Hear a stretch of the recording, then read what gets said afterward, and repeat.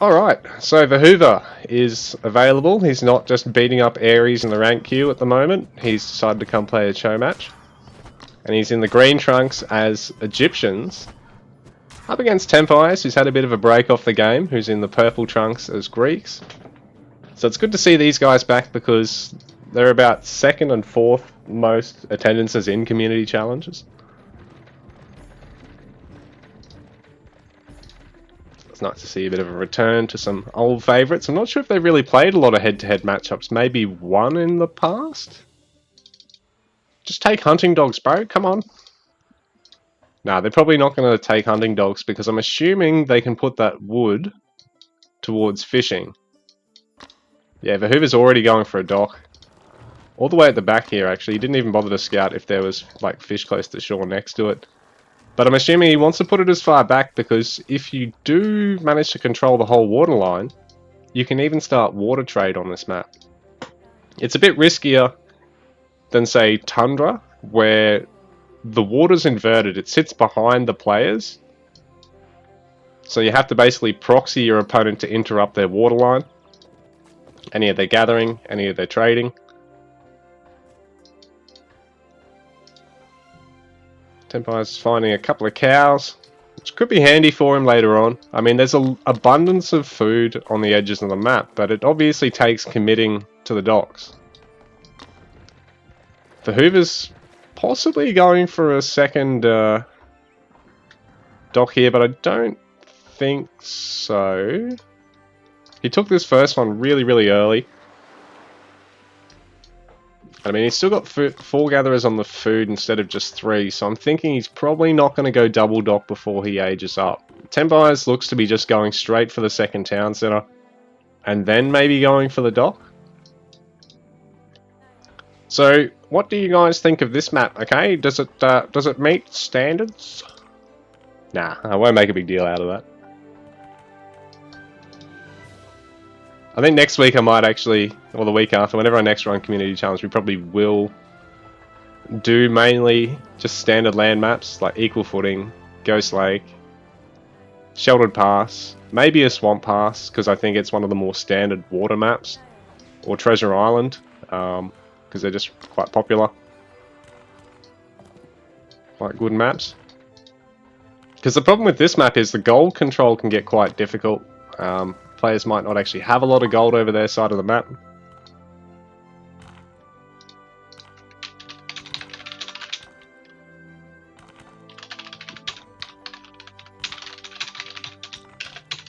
Yeah, if Optimal still doesn't have power, I might get Ares to fill in a game against one of these two. Which would be pretty cool.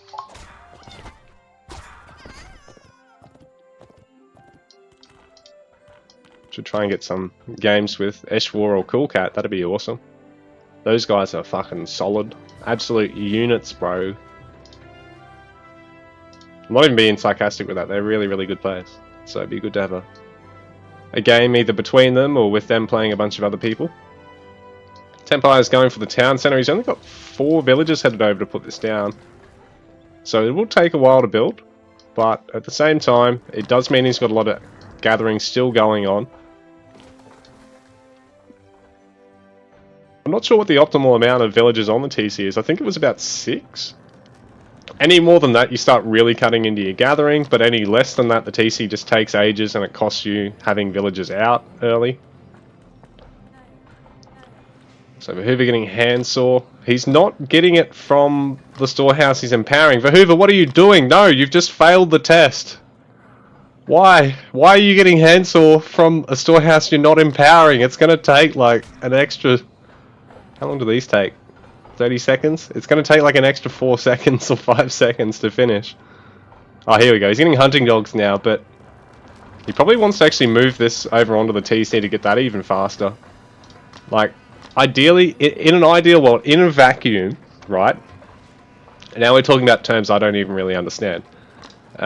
You can get whichever the eco text you're going to get ASAP in Age 2, get it at the storehouse you just sent your priestess to empower. That way, you maximize the amount of time your priestess spends empowering and upgrade research before you actually get the town center. And naturally, that's nearly always going to be a wood storehouse. Just because wood's so much more versatile than stone early, and you typically have more gatherers on wood than anything else this stage of the game.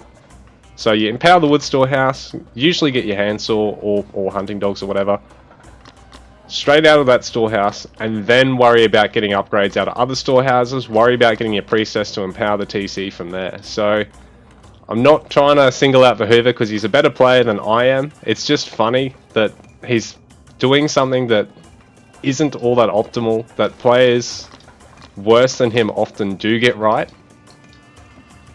Yeah, I mean, funnily enough, you'll find that sort of quirk with a lot of the high levels. There'll be one or two specific things they're doing that aren't 100% optimal, but they're also not gonna basically cost them a game. You know, it's something really small, like research time by 4 seconds or so, not being completely optimized. But this is smart, and has he seen this?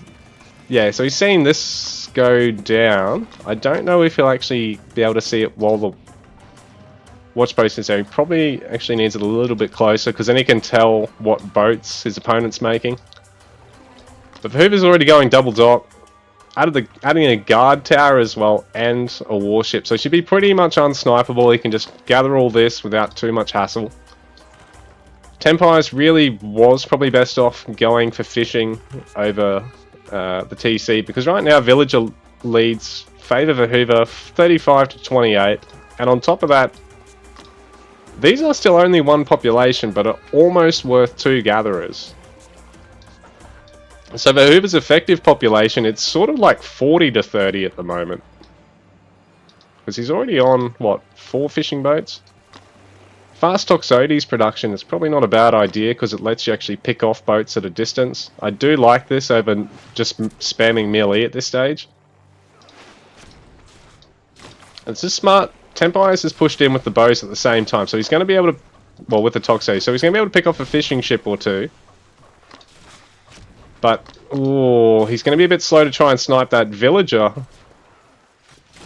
Are you still going to go for it? Oh, Vahuva's just going to garrison, so very smart there from Vahuva. Using the villager as a bit of a bait, and he's going to get a couple of Toxotes out of that. Villager's going to be secure. He's got the trireme. So, Vahuva's experience is now really starting to show through. Now he's doing everything completely perfect. That one slinger could be a bit of a pain there for Tempire. So he loses 2 Tox, does get the 1 Axeman, but I don't think that's really worthwhile trade. Tempires is going to find it hard to defend this now, but Vahuva's invested a lot in this. He's got 2 warships. Tempires is now invested in a second, but Tempires has 1 dock, didn't invest in a guard tower, so going over this other side would be cheaper for Tempires than it will be for Vahuva. In saying that, Vahuva's already got the watch post up. Man, what are these banks? Our players have got so much food in the bank. Stop gathering food on the land and just focus on stone, wood, and gold. Come on, guys. You could be in Age 4 by now. With the new and improved, but actually not that new, totally old gather rates.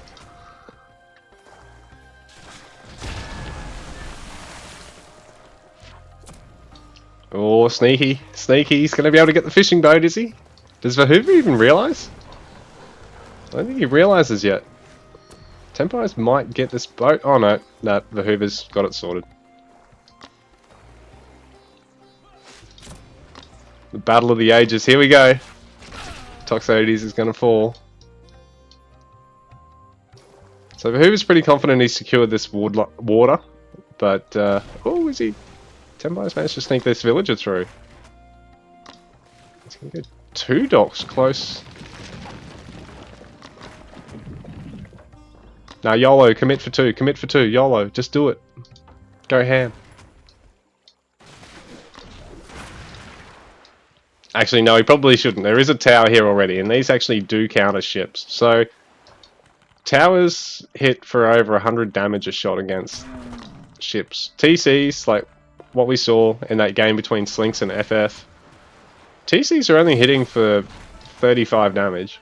So they're not quite as impactful against the ships. Tempire's going Age 3. This is a good idea, actually. You can just get a pair of fire ships and just snipe all the boats. Just snipe all the fishing. maybe even leave these at the moment, because they're basically dead population unless they're actually killing things with yours. They're pretty much just wasted pop. So Templiers is probably best off just bringing the fire ship in, sniping all the low health fishing boats in one hit, and then going from there, trying to get on water on the other side, which he's doing, which is really good. He's already got a fire ship on the way in the double dock. So Verhoover's not going to as easily be able to take this out. In saying that, Verhoover is looking really healthy on the land at the moment. He's 20, nearly 30 population up at the moment. So it's about 10 army pop up at the moment, given the economy difference, because it's 50 to 60. And yeah, Templiers is gonna try and go for the snipe, but that guard tower's really just paid itself off. Verhoover's also got access to fire ships, but Templiers snuck one in now. And can he get a couple of... He is going to get a couple of fishing boats here.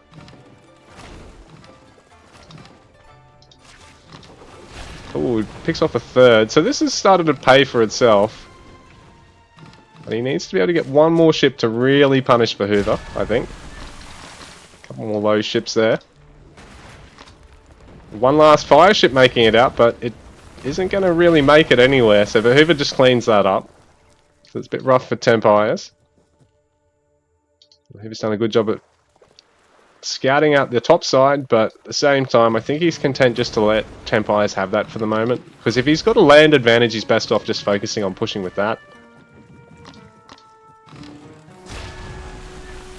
Verhoover investing in 3 fire ships in total there, but Templiers also did invest in a number of them as well. And I think he ended up sniping all the, well, taking out all the warships. And these aren't as good as warships at actually denying docks from being built by the villager. Like, they're not as good at killing the villager. They're actually better at taking out the dock itself. Couple of stables. Another barracks being thrown down for Verhoover. I don't know if he's going to go to age 3 here, if he's content to just push. 2 more barracks. Yeah, 4 barracks and 2 stables here for Verhoover. He really... looks like he's just going to try and race towards... oh, Jesus, 5 barracks. 6 barracks! This unit spam, Verhoover, what the hell? No armory upgrades just yet. Oh no, he's age 3, that's right. Duh. Yeah, no armory upgrades just yet for Verhoover. I was wondering why he's adding so much production. Forgot he already got to age 3. That's how fast this game is now, bro.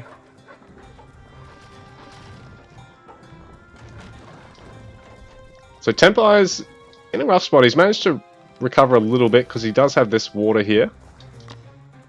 Verhoover's already got a dock though. Getting fire ships. Double dock versus single. I think ultimately this will favour Templiers, but Verhoover's going to try and force fights on the land at the same time. This is very risky for Templiers. So poor old Templiers has been a little bit dicked by the map generation. There's very little gold on both players' sides of the map. Nearly all of it's central here. Templiers is going to lose a lot of villages here. That's really rough. Back to 52 villages to 76. I think he lost 6 or 7 there. So what I said about playing all these maps that we don't really see, the downside of it is that a lot of the time the generation of resources isn't all that ideal. One of these probably should have been a gold mine. Because right now Templiers has got to try and put a fortress up or something to actually secure a gold mine. Verhoover's got a really scary age 3 army here. He's just about maxed out, getting a couple of upgrades. And I think he'll be looking to push. Templiers in the meanwhile, he's got a lot of his age 3 upgrades as well and a few age 3 units. But again, he is struggling a bit for the gold. Does still have some at home. Where's... oh no, he does have another mine here. Okay, so he's not that badly off, but ideally he wants to put a fortress or wall this in or something just to make it a little bit harder to defend. Verhoover's not got a huge amount of gold as well, but he does have a little bit more. Ultimately, this probably should be a bit more central. So, my bad guys, I've cost Templiers the game.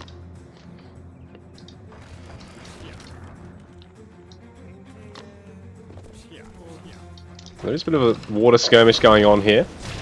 Tempire's trying to get a couple of towers up.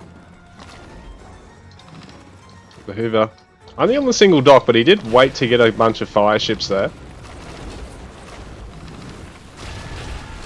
Oh, Tempire's just walks away the victor there, but he also has to commit to a couple of guard towers, so that's another big resource cost. And they're not really going to hold up all that well with so much melee that'll just sit underneath them. And there's no murder holes upgrade yet, so the towers aren't really going to be able to deal a lot of damage if you just park the army directly underneath them, because they can't actually shoot directly down.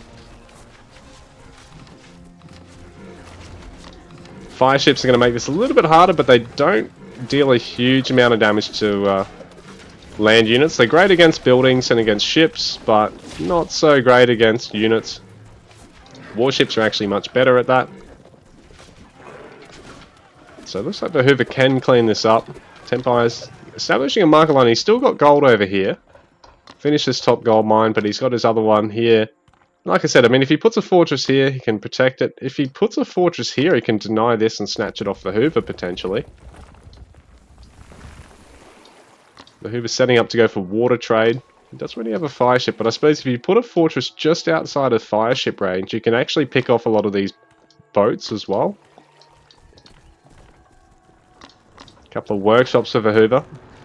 Interesting choice rather than just going for forts. Oh, he's going for age 4, so he is going to have access to catapults and plintodons. I thought, oh, well, if he's just getting siege towers, that's a bit of a funny choice.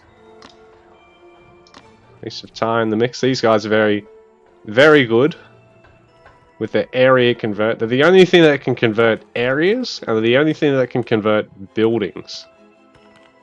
So, oh, Tempire's forcing the Hoover to run here.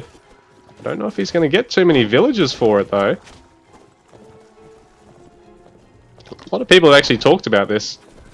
AoEO villages are relatively a hell of a lot tankier than villages in the other games. Late game compositions and range units just typically don't kill villages as quickly as they would do in other games in the series. And that's probably a perfect example of it. Tempire's had literally had his army on top of the villages there and got none.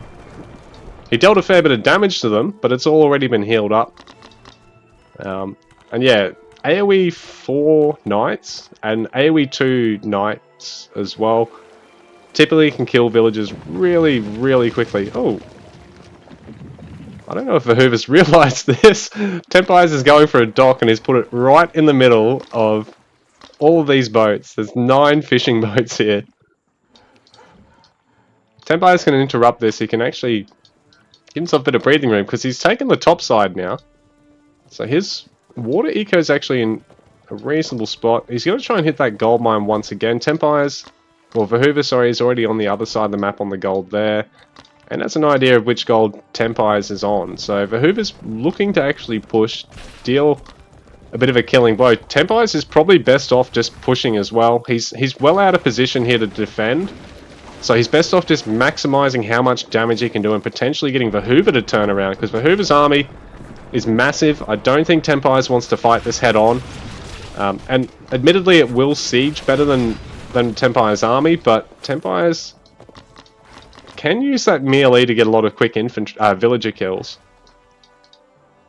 Though at this stage, Hoover's got plenty in the bank, so even if you did that, you then have to try and get him to spend all of his bank on army units, but then somehow not win a fight.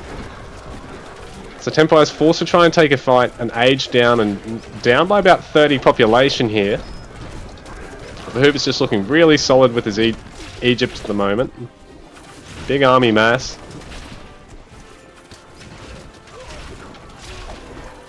Catapult's putting some nice area damage on that backline too, so even when they're sort of half engaged like that, it really favours the Hoover. GG, the Hoover taking the game over Tempire's. Well, actually, we can have a bit of a quick look at the scores, I suppose. So I think going for that early dock really gave the Hoover a lot of economy leverage there. Like, even though Tempires did sort of catch up for a little bit on economy at a couple of stages. I think just having the water secured and the fact that the boats are so strong for their population. Vahuva had a good economic base, and he did push Tempires off the water there for a bit as well. So GG Vahuva, very clean. Both our players probably banking a bit more than they would have liked to, but I think that's going to be the case for pretty much everyone for a couple of weeks on this patch.